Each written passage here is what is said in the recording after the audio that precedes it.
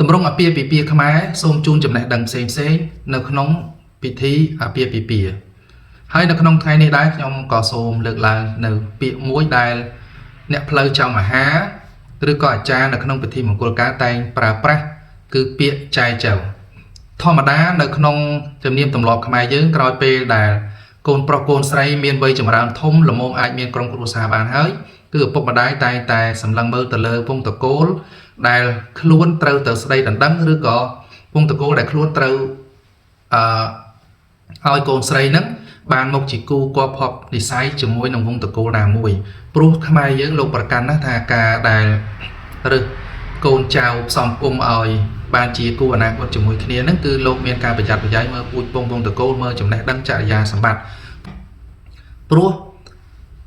លោកតែងតែប្រកាន់នៅពាក្យបុរាណមួយថាធ្វើស្រែឲ្យមើលស្មៅទុកដាក់កូនចៅឲ្យមើលផៅសន្តានព្រោះអិយាបថមយាទនៃការរស់នៅរបស់មនុស្សក៏អាចនាំឲ្យមនុស្សមាននៅសេចក្តីសុខនិងជីវិតកុំថ្កើងឬក៏ទុនទាបទៅតាមនឹងដែរដូច្នេះហើយលោកប្រយ័ត្នប្រយែងណាស់ខ្លាចក្រែងលោកថាការផ្សំគុំកូនប្រុសស្រីទៅមិនបានល្អត្រឹមត្រូវអញ្ចឹងធ្វើឲ្យអាប់អោនទៅដល់វង្សត្រកូលអញ្ចឹងហើយទើបលោកសម្លឹងមើលទៅលើអិយាបថកិរិយាមយាទសិលធម៌នៃការរស់នៅដូចជាពាក្យចាស់មួយលោកលើកឡើងថាអាក្រក់ចោះឲ្យតែល្អក្រចោះឲ្យតែមានអាក្រក់ចោះតែឲ្យតែមានចិត្តគំនិតឬក៏សិលធម៌នៃការរស់នៅល្អក្រចោះទ្រព្យសម្បត្តិទ្រព្យធនប៉ុន្តែឲ្យតែមានការប្រឹងប្រែងហើយការព្យាយាមឧស្សាហ៍នៅក្នុងកិច្ចការងារចិញ្ចឹមជីវិតអញ្ចឹងលោកមិនគិតថាជាការក្រទេនេះគឺជាពាក្យដែលចាស់បុរាណតែងតែណែនាំអប់រំកូនចៅឲ្យចេះឬទុកដាក់នៅកូនចៅឬគូសកលលោកប្រយ័ត្នត្រង់ថាការធ្វើស្រែចម្ការខុសមួយឆ្នាំវាអាចត្រូវមួយឆ្នាំតែចំពោះភរិយាស្វាមីប្តីប្រពន្ធកាលណាខុសហើយធ្វើឲ្យសោយសុនឬខូចគេឈ្មោះកិត្តិយសរបស់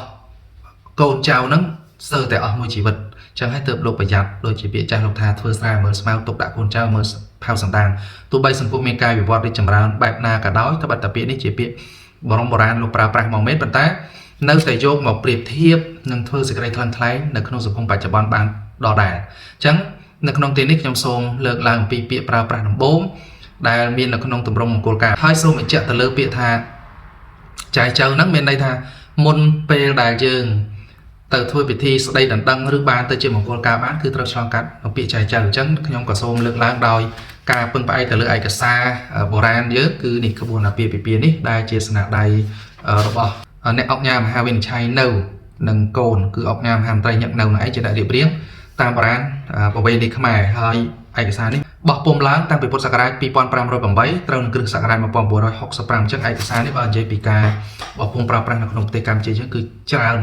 ឆ្នាំមែនទែនរហូតដល់សប្តាហ៍ថ្ងៃក៏មានការចងក្រងជាក្បួនរបៀបផ្សេងៗដោយផ្អែកទៅលើឯកសារនេះផងដែរអញ្ចឹងនៅក្នុងទីនេះខ្ញុំសូម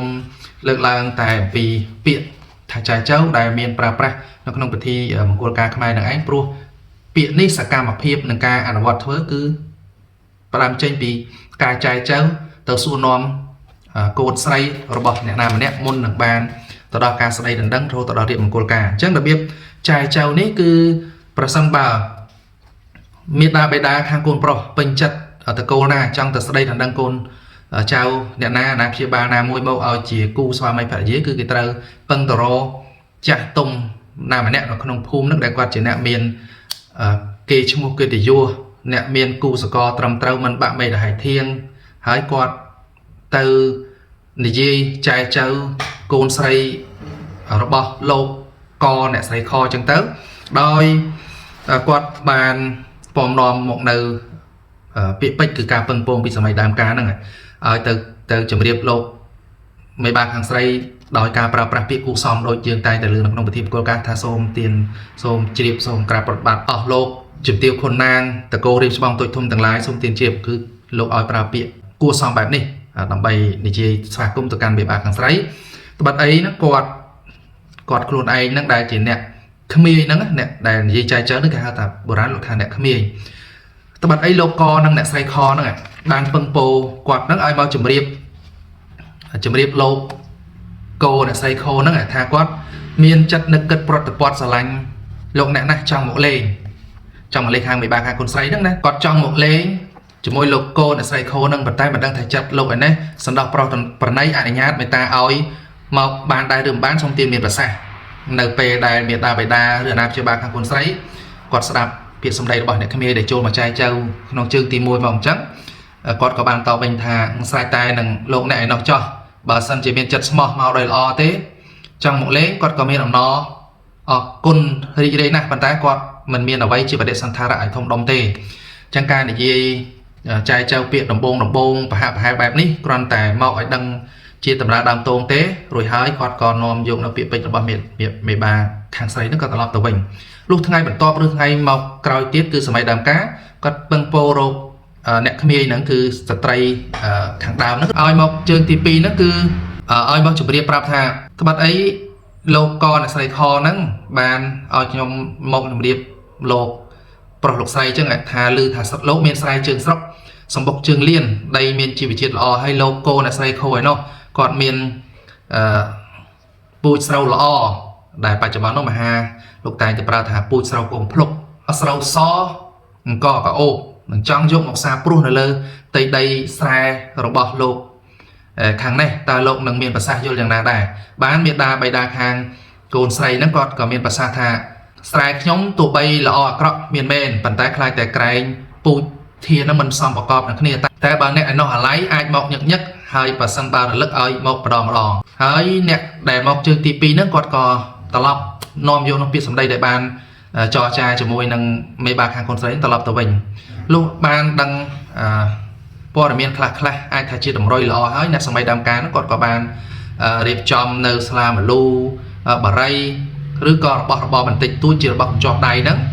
ឲ្យមកខាងអ្នកក្មេងដដែលហ្នឹងឲ្យមកជើងទី3ហើយឲ្យមកជម្រាបលោកមេបាខាងកូនស្រីថាការពីលើក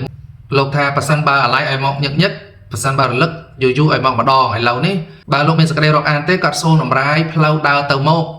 គួរបំពោះសូមលោកអភ័យទោសអញ្ចឹងបានមេបាខាងស្រីលោកថាធម្មតាផ្លូវអ្នកផងទាំងពួងតែងដើរហើយចណ្ដាលអ្នកផងទាំងពួងតែងឡើងខ្ញុំមិនថាដោយមិនដេចទេស្រេចតែលោកអ្នកខាងនោះឧស្សាហ៍ទៅមកគង់តែនឹងដឹងនេះគឺការចូលចែកចៅរយៈពេល3ដងទាំងជើងហ្នឹងអញ្ចឹងហើយគាត់ក៏បានព័ត៌មានទាំងអស់ហ្នឹងក៏យកទៅជម្រាបជូនទៅមេដាបេដាខាងកូនប្រុសហើយមេដាបេដាកូនប្រុសហ្នឹងគិតគូរថាក្រោយពេលដែលបានដឹងព័ត៌មានពីមេបាខាងស្រីបែបនេះហើយថាតើអាចគួរចូលមកបន្តកិច្ចការងារចងសម្ព័ន្ធមេត្រីនេះគឺការឈានចូលទៅដល់ការស្ដីដណ្ដឹងបែបណាទៀតនោះគឺមានការរៀបរាប់និយាយនៅក្នុងពិធីស្ដីដណ្ដឹងបាទអញ្ចឹងខ្ញុំសូមចែករំលែកទៅដល់បងប្អូនយើងតាក់ទងទៅនឹងពាក្យថាចែកចៅហើយសូមបញ្ជាក់បន្ថែមបន្តិចទៀតថាពាក្យថាចែកចៅនេះគឺខ្មែរយើងច្រើនប្រើពាក្យបរិវារស័ព្ទបន្ថែមមុខបន្ថែមក្រោយហើយអាចថាជាពាក្យដែលនិយមការប្រើទៅតាមតំបន់ឬក៏ស្រុកទេសឬក៏ពិធីរបស់ខ្មែរយើងហ្នឹងចែកចៅនោះលោកបញ្យល់សេចក្តីថាចែកដល់ម៉ូលគឺចូលដល់ម៉ែចូលដល់អូនគឺចូលដល់ឪមានន័យថាការចង់បានគូអ្នកណាមួយមកជាគូក្រងរបស់កូនខ្លួនហ្នឹងគឺត្រូវតែចូលទៅដល់ឪពុកម្ដាយគេហ្នឹងឯងគឺសាកសួរព័ត៌មានឬក៏មានការអនុញ្ញាតឬក៏ការបើកបង្ហាញផ្លូវពីមេដាបេដាឲ្យមេដាបេដាខាងកូនស្រីហ្នឹងគាត់បានដឹងអំពីបំណងល្អរបស់មេដាបេដាខាងនេះផងក៏ដូចជាការចង់បានសេចក្តីប្រាថ្នារបស់កូនប្រុសផងអញ្ចឹងហើយលោកបានលើកពាក្យហ្នឹងថាចែកចៅហ្នឹងគឺចូលដល់ម៉ែចូលដល់ឪនឹងឯងដើម្បីជាការគោរពឲ្យតម្លៃទៅលើកូនស្រីរបស់មេដាបេដាខាងកូនស្រីក៏ដូចជាការគោរពចំពោះមេដាបេដាខាងកូនស្រីផងបាទអញ្ចឹងខ្ញុំសូមចែករំលែកទៅនឹងពាក្យថាចែកចៅត្រឹមតែប៉ុណ្ណេះជូនទៅដល់បងប្អូនយើងអំពីទម្រង់អាពាហ៍ពិពាហ៍ខ្មែរត្រឹមតែប៉ុណ្ណេះបាទសូមអរគុណ